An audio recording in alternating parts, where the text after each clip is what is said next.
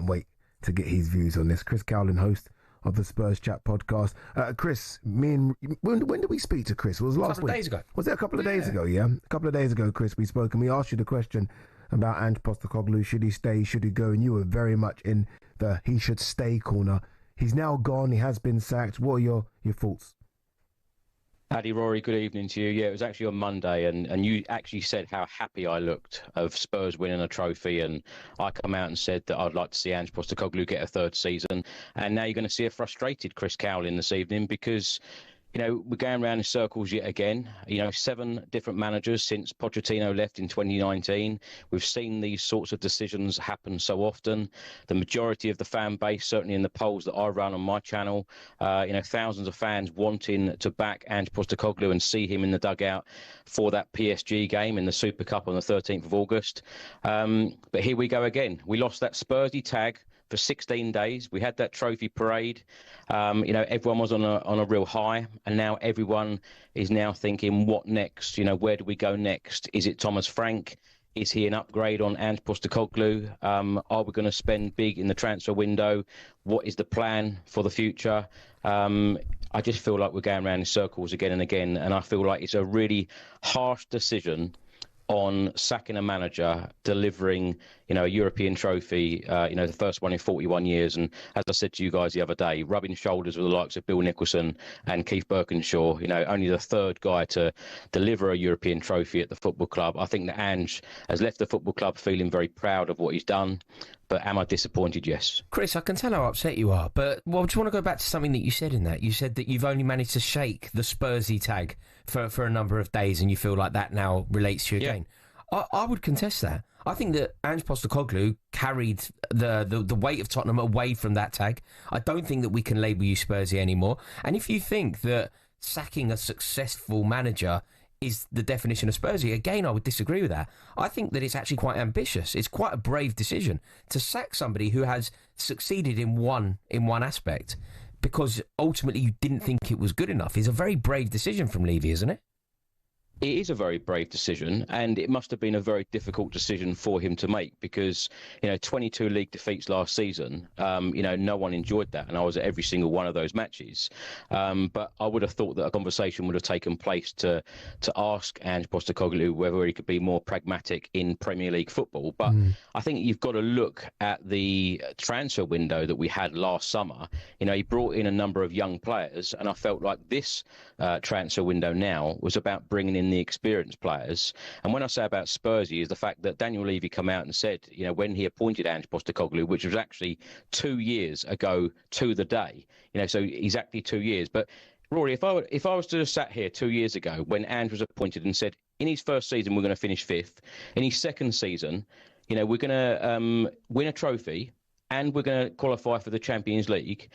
If I said, would that have been good enough? Every single one of you at TalkSport. Chris, you left something out there, though. Chris, you left it out on purpose. You said, we you know, in the first season, finished 5th, and the second season, qualified for the Champions League, win a trophy, and finish 17th. But we also said we've had a more successful season than Arsenal, who finished 2nd. So, you know, we've fast-tracked our way to the Champions League because our squad wasn't good enough to finish in the top 4.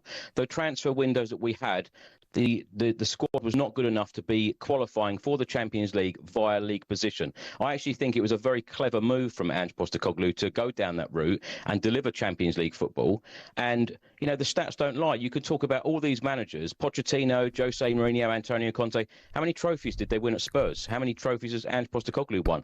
He's got us over that line. I actually feel really sorry for the guy. I do feel a little bit gutted that we're not going to see a Postecoglou side, you know, with real strength, because the stats don't lie. The stats are incredible when we have our back 4 and we have the goalkeeper fit and available. You know, I'd love to have seen a third season with the fit and available squad, with the backing of the board, with experienced players coming in, because we've got a number of youngsters and up-and-coming players. But I feel like those experienced players have been really missed in this squad, particularly the likes of Harry Kane, Pierre-Emile Højbjerg and co. Leaving the football club. Son, of course, coming into the end of his career at the football club as well. So there is major change needed. I know they're going through a lot of major changes at the moment, but I felt like this was a real project. To give Postecoglou a 4-year contract, I felt like this was a real project. And I feel like now, whoever you bring in, whether it be Thomas Frank or someone else, I feel like whoever comes in, they are now going to reshuffle the squad. They're going to want certain players. They're going to want different players. They might even play a completely different system. So I feel like we're resetting again, which I find a little bit disappointing. And I know that, we're going to have to then give this manager time. And Spurs fans hate the word patience. They absolutely hate it because they feel like we haven't won enough trophies. And, the way that I felt 16 days ago or even 14 days ago for the parade happening two weeks ago today, we should all be feeling on such a high. Chris, how did you feel prior to that? I mean, because let's be honest, you're there, again, week in, week out. You've been going there for sort of 3 decades. And let's be honest, at times last season, it was so toxic at Spurs. The boos were ringing out after every single game, it felt like. So surely one night in Europe can't get rid of all of that. Like, surely it wasn't just the one night. It weren't just the one night, Addy. Like the nights. Okay, so if you lost the final, would you still be saying what you're saying now? If you lost the final, then. But we didn't. We didn't lose the final. We won the final. So it's Champions League football. Ange Postecoglou and Daniel Levy, they had a very awkward hug after the players were picking up their medals, and they had a very awkward hug. And you felt then that there should have been a bit more togetherness at that point. But perhaps he made that decision then. But I don't know whether we are moving forward and progressing with a football club with this decision. That's what I'm saying, because if they've got an ace up their sleeve with a world-class manager coming in where we're all going to go, wow, then, let's wait and see. But if it's someone like a Thomas Frank, I feel like it's a sidestep to me. Okay, with that in mind then, Chris, where would you like to go? What direction do you think that Daniel Levy should go with the new manager? This is what I have a problem with. I can't see where we go from here. And as we discussed the other night, when you're looking at managers like Thomas Frank and Marco Silva, are they really an improvement to what we had already at the moment? And also what I said to you the other night is players are really behind Ange Postecoglou. You've seen players come out already on social media, thanking Ange Postecoglou and saying how much they enjoyed working under him. No players come out after Pochettino left, and he was a huge figure at the club, and everyone loved him. And, I know many people may laugh, but it felt like a death in the family when Pochettino was sacked and Jose Mourinho came in. It doesn't feel like that under Ange, but it does feel pretty gutting that we've got to have that, press that reset button yet again, because a manager, what's the expectation for a manager to come in now? What is their expectation? What's going to be a good season for that manager? And I know everyone keeps banging on about these 22 league defeats. You don't have a trophy parade. We had no trophy parades under Mauricio Pochettino for finishing in the top 4 constantly. No trophy parades there. And we didn't win trophies under any of these managers. You give me that feeling any day of the week to feel like we've lifted that trophy, got over that line, had that trophy parade, because I tell you what, that was incredible. Chris, we could chat for hours, Chris, because we love speaking to you, but time is against us. Appreciate coming on as always, my man. Thank you so much, Chris Cowlin, host of the Spurs Chat podcast. They're all behind Ange. They're all behind Ange. It's interesting, isn't it? It's all, every Tottenham fan, like Chris Cowlin is sort of my go-to, for Tottenham opinion. Yeah. I go to Chris, I go to Flav. They're the two people that I rate, and they're the opinions that I want to hear.